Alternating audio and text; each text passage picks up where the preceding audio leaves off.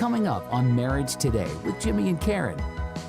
The three main reasons that couples divorce are sexual problems, I'm not getting my needs met, and money problems. But that's actually the reason that God made marriage. The power of marriage is remembering the core.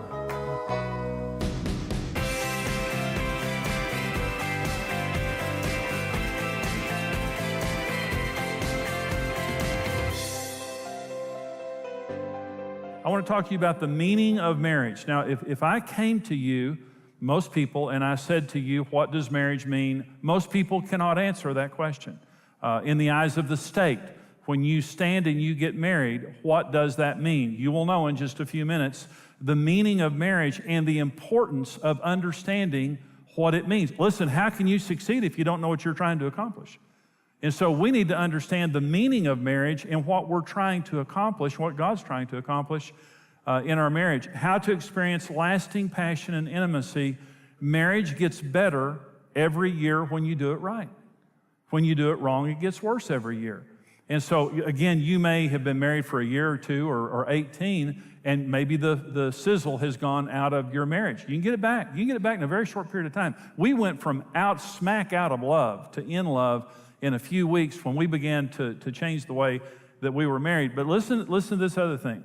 I want to talk to you about how to have a win-win relationship. In a biblical marriage, there is no loser. If there's a loser in the relationship, it is not a biblically based marriage, because God created marriage to be a win-win situation for men and women. And I want to just talk to you about the power of marriage, how it communicates God's love to our children. And that's what we need to do, is to show our children. How can our children succeed unless we show them how? And so we want to show them a godly marriage. And it's one of the most important things that we do. Now, Ephesians 5 is the most important text in the world concerning marriage. Nowhere in the world do you see a place where marriage is explained to us as explicitly as it is in Ephesians 5. And Paul says, "For this reason a man shall leave his father and mother, be joined to his wife, and they two shall become one flesh." This is a great mystery. And really what he's saying is it was a great mystery until now. But he's saying, I'm speaking concerning Christ and the church. "Nevertheless, let each one of you in particular so love his own wife as himself, and let the wife see that she respects her husband." So the Apostle Paul is saying, when you're married God's way, the man is a Christ-like husband, and the woman is a Holy Spirit-like wife. She's respecting her husband, and he's sacrificially loving her, and that's the way that it should be. Well, when Karen and I, we were wounding each other. But what happened when we began to understand God's plan for marriage is we stopped hurting each other and we started healing each other. Now listen, if marriage is supposed to be a picture of Jesus in the church, is Jesus our herder or is Jesus our healer? Well, he's our healer. Is the Holy Spirit our herder or is the Holy Spirit our healer? Well, he's our healer. And so when you're married the wrong way, you wound each other. A lot of people flinch when they hear the word marriage. A lot of people don't want to be married because they've seen so much damage and so much wounding in marriage. To them, marriage is just a painful word. When Karen and I changed the way that we related to each other, we started healing each other. I mean, it's literally the opposite. You married your healer. And that's the reason it's a picture of Christ in the church. A good marriage is more attractive than you can possibly realize. We asked this question one day, and this is an interesting thing to ask. Who do you know that has a really great marriage? And a lot of people can never think of anyone in their life, in their family, or their circle of friends that had a really great marriage. Let me tell you what that means. That means if you need help, you don't know where to go. But when you ask that question, who do you know that has a really great marriage? If you can answer that question, there's hope for your marriage, because that's who you're going to go to. And when people around us began to see, and we're not special in any way, we almost divorced. It was the grace of God that kept. I was a divorce waiting for a place to happen. But when people began to see our marriage, it gave them hope. And they began to come to us and ask us questions. And again, it just kind of threw us off. But here's another thing that happened when our marriage changed. It changed the legacy for our children. Our my mom and dad were married for 60, and I'm not saying this with any pride, I'm saying it with thankfulness. My mom and dad were married for 61 years when my dad died. Karen's mom and dad have now been married for 61 years.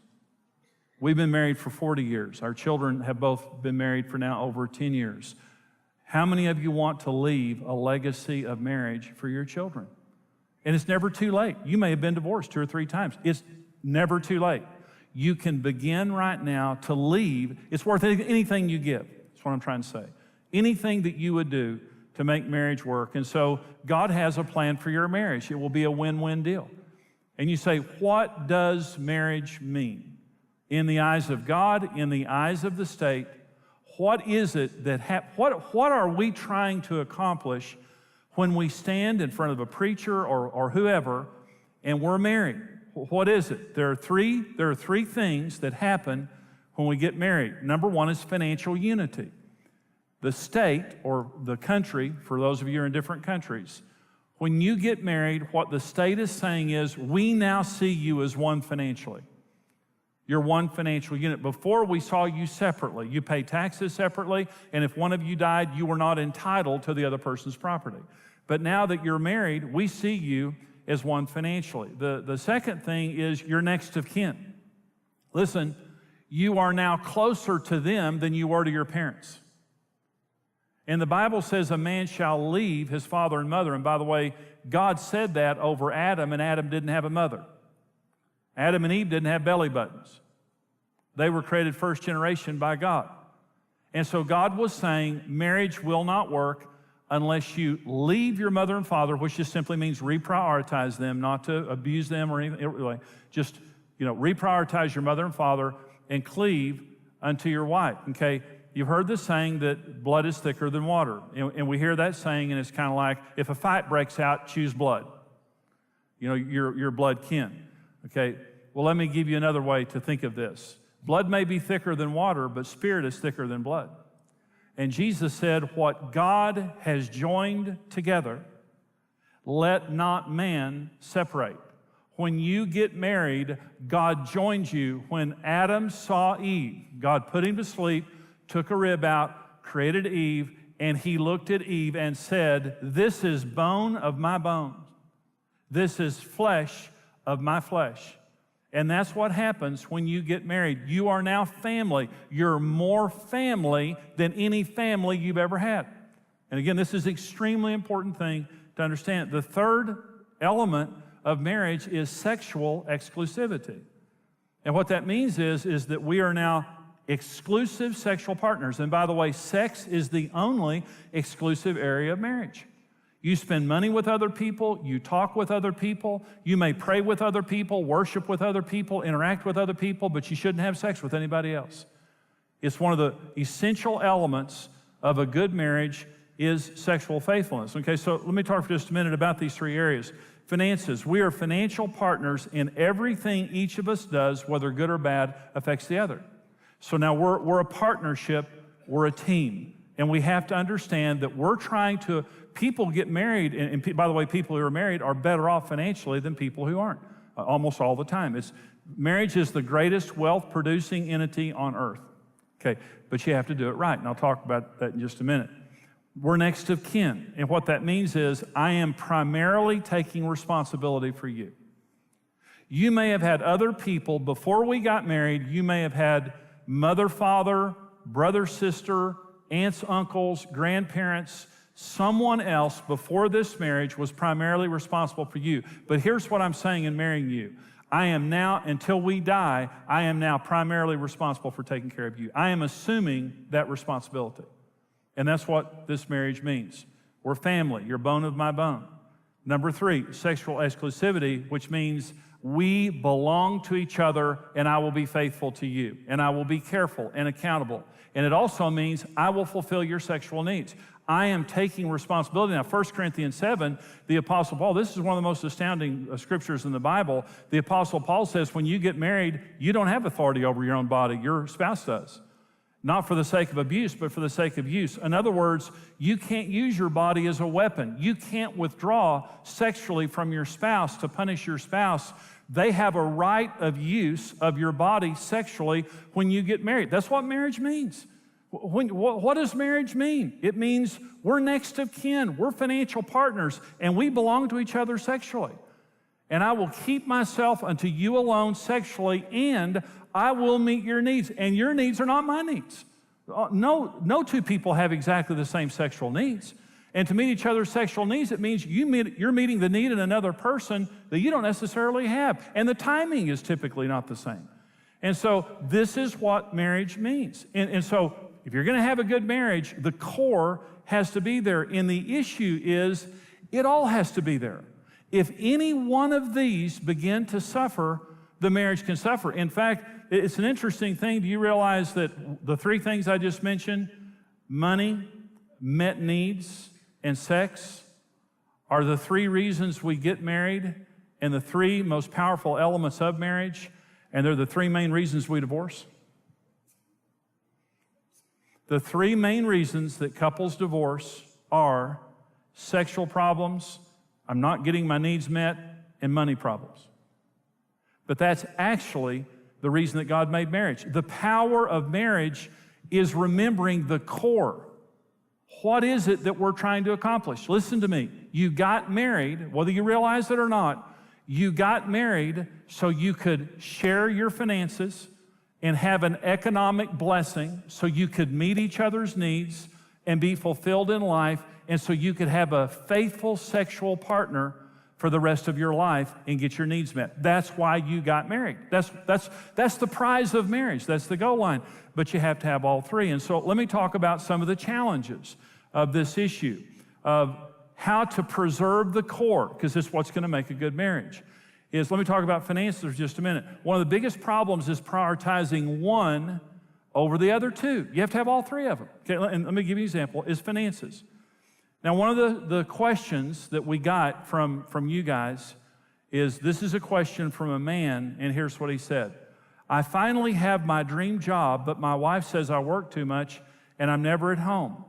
How can I convince her that I'm doing this for the good of our family? And look, this is a virtuous guy. I mean, he's working hard. I mean, he says, I have my dream job, but my wife is complaining, and she's saying, I'm at work all the time, and I need to come home more. Okay, here's what he's done. He's chosen finances over met needs. And by the way, the number one reason for sexual dysfunction is stress and fatigue. People are just too tired. Let me tell you a saying that you need to probably write down and remember. If the devil can't get in front of you and stop you, he'll get behind you and push you too fast. Because we weren't designed to live under stress. We just simply weren't. And it doesn't matter how much money you have. Let me tell you, I know a lot of rich people have bad marriages. And I know a lot of people of very, very humble means that have great marriages. If you believe that money will solve all your problems, you're deceived. And by the way, here's what Jesus said. This is the parable of the sower in Mark chapter 4. He said, these are the ones sown among the thorns.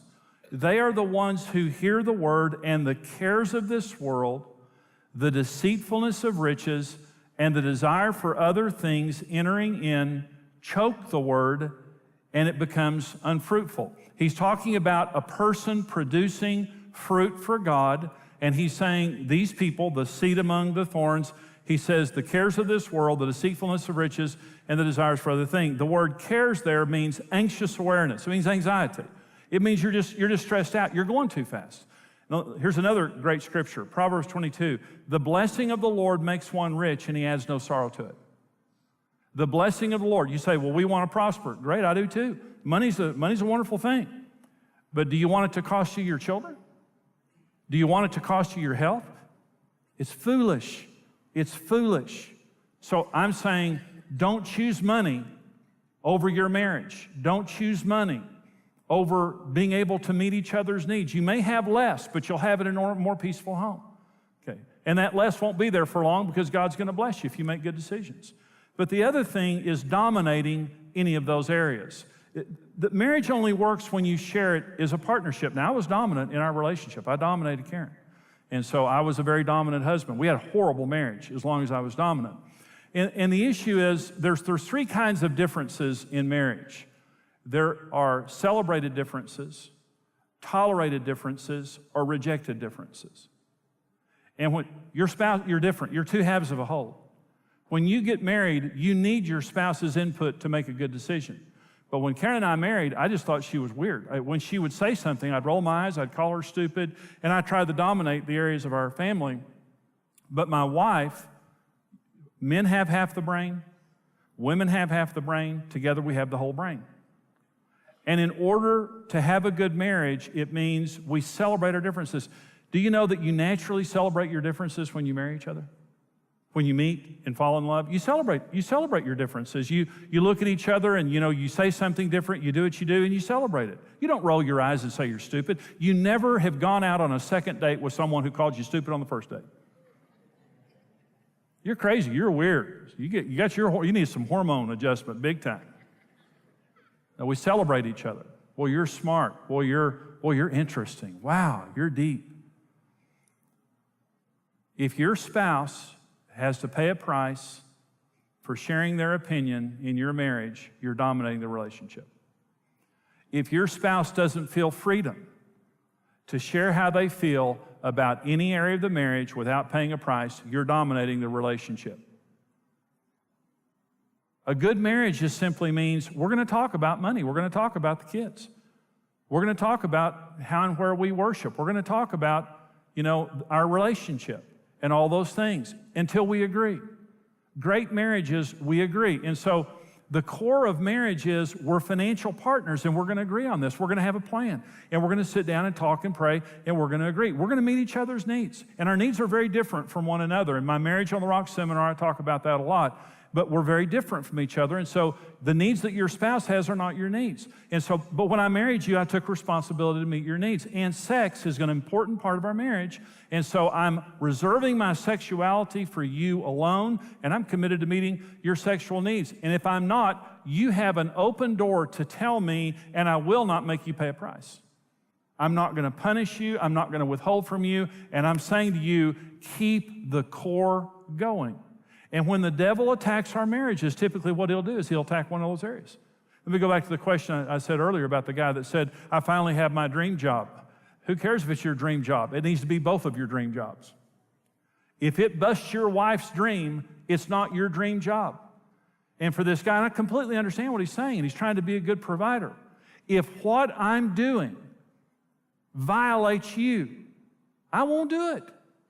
And I'm going to listen to what you're saying.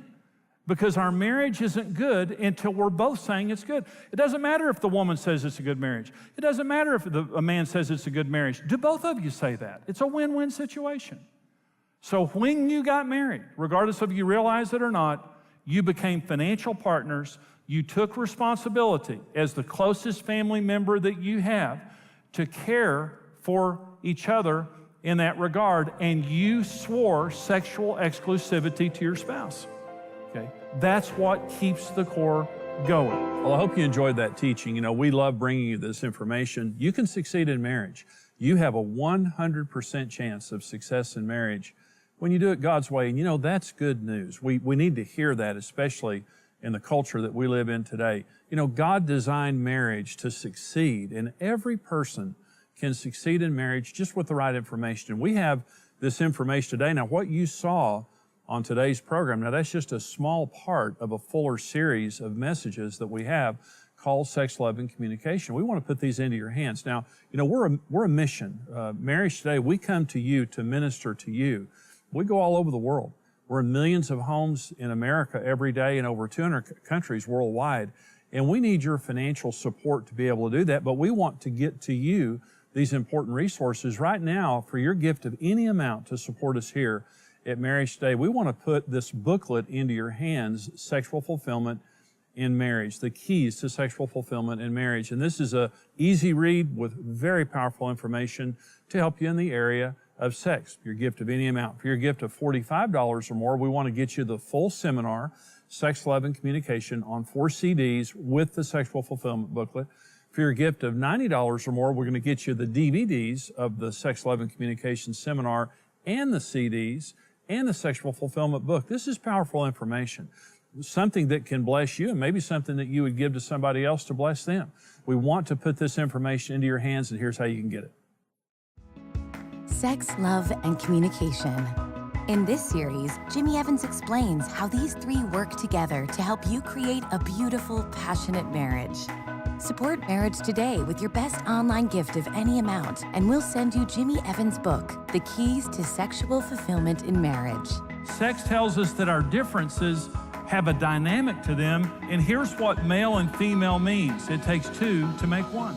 Get your copy of the Sex, Love, and Communication series on CD and the book for your gift of $45 or more.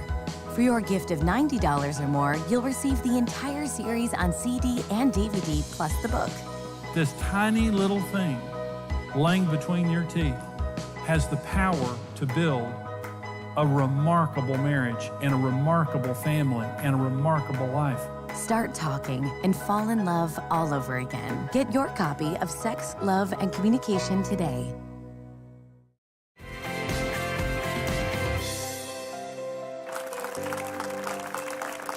Well, we hope that this program is a blessing to you today. And, you know, this comes from the seminar, Sex, Love, and Communication.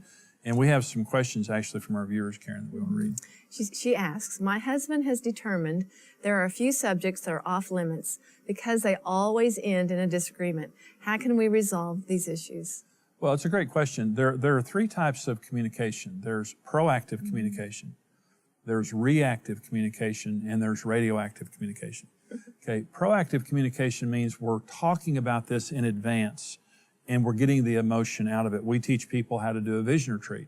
You get away for 3 or 4 days a year without the kids. You wake up in the morning and you pray and you talk, especially about the issues that you can't communicate about. Now, if it's really serious, you need to go get help. Go get a third party to help you work through it. You just can't have issues in your marriage you can't talk about. That's radioactive. Oh, yeah. Proactive communication is we're going to talk about this in advance. We might fight, but we're going to get it out of our system. We're going to find a place of agreement. Reactive communication is because we're not talking proactively and sitting down and talking patiently and having a vision retreat and finding a place of agreement. Now, every time this comes up, we're reacting, we're getting in fights, we're hurting each other, then it falls into the radioactive category. And radioactive means somebody's going to get hurt. You know, if this subject comes up now, early in our marriage, it was money. We couldn't talk about money. I mean, if money came up, it's going to get ugly real quick. It was a radioactive issue. Well, the problem is you spend money every day. Yeah. If you can't talk about the kids are there every day. And so her husband says, you know, we're not going to talk about this because we'll end up fighting. Okay, that's why you need to talk about it. That's right. And if you can't solve the problem yourself, going to get help is not a sign of weakness, it's a sign of wisdom. And all successful people are teachable. If you're successful in money, it's because you're teachable about money, and people who are wealthy have financial advisors all around them. They're teachable. If you're successful in marriage, it's because you're teachable. And when you don't know something, you go get help. And so go get help, but don't let issues be in your relationship that aren't being resolved because they get worse over time. Okay, my wife has a secret stash of fund money, and it bothers me that she does this. I want to share everything, and she likes having some areas separate. Do you have some money? Actually, I really do. Oh my gosh, I'm confessing. I had all these $1 bills. I didn't know what to do, and I stuffed them in a sock in my drawer, and it's like, Which drawer? I want to know right now. Well, I cannot believe you did that. Not. Okay, let me say this. In marriage, one of the laws of marriage is the law of possession. God said, for this cause a man will leave his father and mother, cleave unto his wife, and they two shall become one. You have to share everything. And so he says his wife is hiding money. It's not good to take money and to, in other words, it's like, this is my money. Nothing in my marriage is mine, okay? Is that when we get married, everything is now ours and we share it together. So for example, if I say, well, these are my kids, those are your kids, these are my kids, it'll destroy the marriage. This is my money. My uncle died and left me this money. It was my uncle, this is my money. When we got married, now it's my uncle, it's our uncle. It's our children, it's our home. So yes, he's going to resent her hiding money. If she comes up to him and says, honey, do you mind if I have a little savings over here so I can do this? No, go ahead. Now you agreed on it. But when you're sneaking around and you're taking money away from stuff like that, that's not good. That's not good for them. I want all that money. You're stealing. You can have my dollar bills. I want your sock drawer. I'm going to go home and go through all your drawers. And I want to know what you're hiding from me. Well, we hope that this program today has been a blessing. We're able to come to you because of our wonderful partners who stand with us financially. Television airtime is very, very expensive, but you're worth it.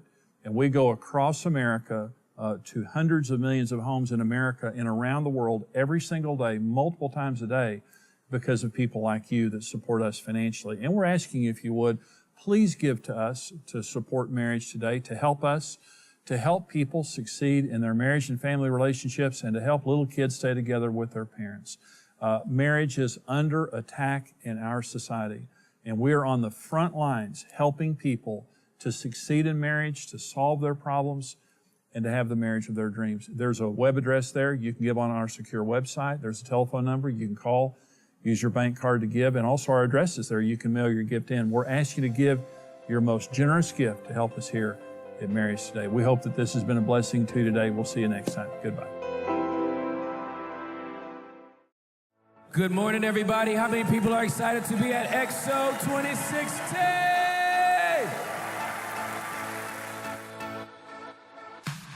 Did you know that the way that God designed it, you have a 100% chance of success in marriage? Regardless of how much drought you've had in your marriage or how dead it seems, just a little bit of sprinkle from God and your marriage is going to be resurrected. Christian marriage is not an island. We cannot do life alone. We need each other. We need the EXO conference, if for any other reason, but to know that people are fighting for this thing just like you. You say, well, Jimmy, I've made some mistakes. I've done a lot of things wrong. You don't know my past. Let me tell you what I do know. It's not about your past. It's about your future. And I want you to know, married or single, God made marriage and God made you for marriage.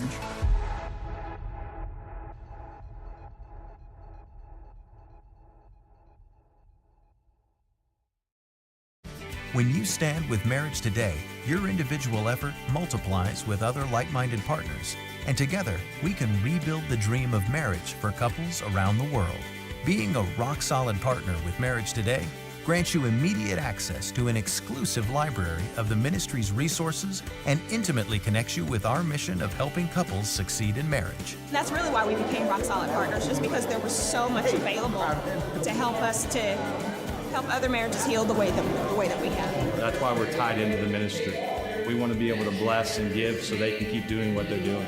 You're guaranteed if you listen to any of the resources, you read the resources, you come to a conference, you will be changed. Everyone has something to give, and there are millions of unreached couples who desperately need the marriage-strengthening resources of Marriage Today. That's why we need you to join us.